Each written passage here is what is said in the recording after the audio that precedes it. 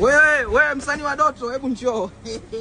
Bwana, Doto, msanii wako umemtelekeza ananisumbua kila siku nauli. Wewe. Sasa unaanzisha lebo una hela. Wewe Doto. Wewe lini umemwomba nauli? Mimi sina kupela kiasi. Hata kumfuatafuata wewe atatudhalilisha kwenye maisha yetu. Sawa mdogo wangu. Sisi tushafika Mungu anapotaka na tutafika mbele. Doto. Sio mnafiki. Wewe tena unamwomba nauli wala kula chakula chake.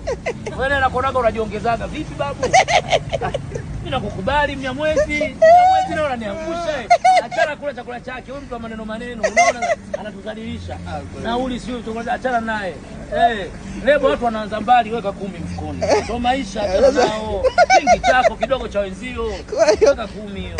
Hata msanii unashangaa unakula 10. Baadaye ndo utanipa mimi mabilioni unanilipa bosi wako. Mshamba Isa mnafiki.